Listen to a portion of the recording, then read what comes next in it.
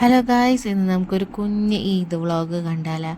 അപ്പോൾ പകലന്നായിട്ട് കുട്ടികൾക്കൊക്കെ പൂത്തിരിയും ഇതൊക്കെ കിട്ടിയിട്ടുണ്ട്. അപ്പോൾ അതൊക്കെ ഓരോന്നൊക്കെ എടുത്ത് കാണിക്കണ സന്തോഷത്തിലാണ് രണ്ടാളും കൂടിയിട്ട്.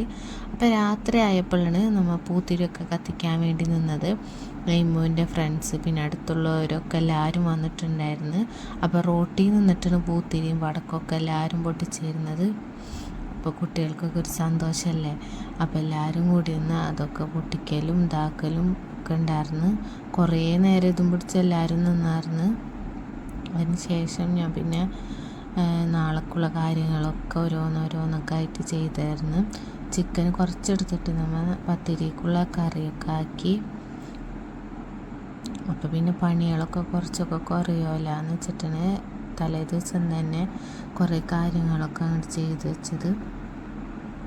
പിന്നെ രാവിലെ നമ്മൾ പായസം ഉണ്ടാക്കി അട വേവിക്കാനായിട്ട് വെച്ച് പാലടയാണ് ഉണ്ടാക്കിയത്.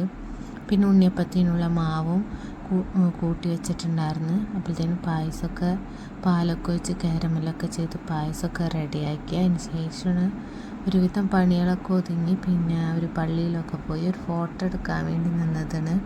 കുറച്ച് ഫോട്ടോ മാത്രമേ നിന്നുള്ളൂ.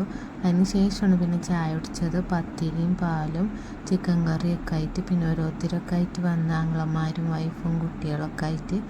അപ്പോൾ അവരൊക്കെ ആയിട്ട് ഫോട്ടോ എടുക്കലും കാര്യങ്ങളൊക്കെ ഉണ്ടായിരുന്നു. പിന്നെ അവർക്ക് പായസവും പിന്നെ നമ്മൾ വീട്ടിലുണ്ടാക്കിയ ചിപ്സും കാര്യങ്ങളൊക്കെ കൊടുത്ത്. പായസം caramel ഇതുണ്ടാക്കിയത് പായസമാണത്.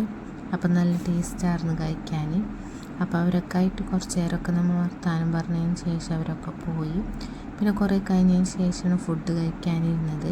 Chicken biryani, chicken masala കുറച്ച് മാറ്റി വെച്ചിട്ടുണ്ടായിരുന്നു, മീൻ പൊരിച്ചത്, സലാഡ്, പപ്പടം, ഇഞ്ചിക്കറിയൊക്കെ ആയിട്ട്.